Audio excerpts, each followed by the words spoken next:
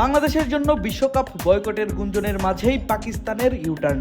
Boycott নয়, বরং বিশ্বকাপ খেলবে সালমান আলী আঘার দল। আর এই ব্যাপারটাই নিশ্চিত হয়েছে পাকিস্তানের বিমানের টিকিট কাটার মধ্য দিয়ে। টি-20 বিশ্বকাপে এবার পাকিস্তানের ভেন্যু শ্রীলঙ্কা। আর সোমবার কলম্বোর ফ্লাইটের টিকিট ইতোমধ্যেই কেটেছে পাকিস্তান ক্রিকেট দল।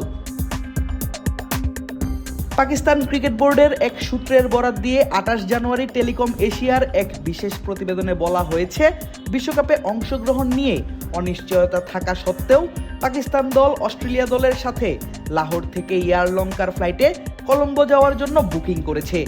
তারা আশা করছেন শুক্রবারের মধ্যে পিসিবি প্রধান মহসিন নাকভি এই মেগা ইভেন্টে দলের অংশগ্রহণের অনুমতি দেবেন।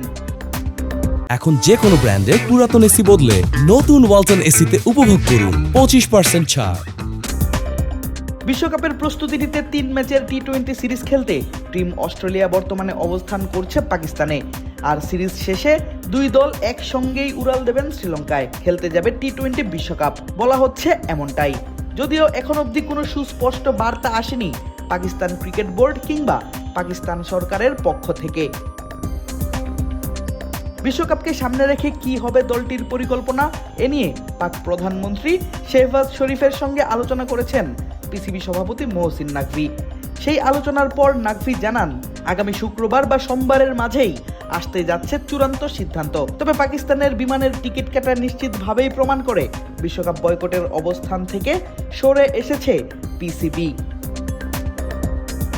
এর আগে মহসিন নাকভি আলোচনায় বসেন বাবর আজম, মোহাম্মদ রিজওয়ানদের সঙ্গে। ক্রিকেটারদের সঙ্গে হওয়া সেই মিটিংয়ে আলোচনা হয় বিশ্বকাপ ইস্যু এবং বাংলাদেশ প্রসঙ্গে।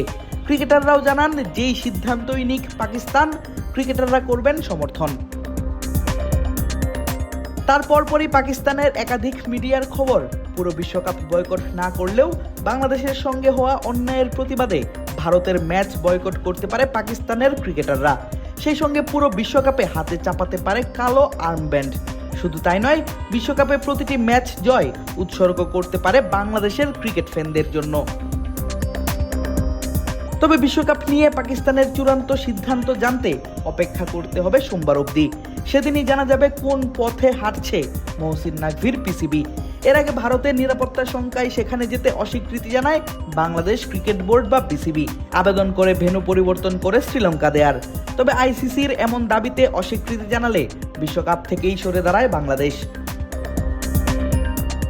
আর তারপর থেকেই শুরু হয় বাংলাদেশ ক্রিকেট এবং এর ভবিষ্যৎ নিয়ে নানা আলোচনা সমালোচনা।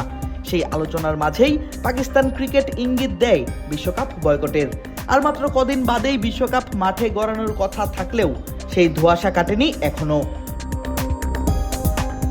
আদেব আশরাফ, ক্রিক ফ্রেন্জি।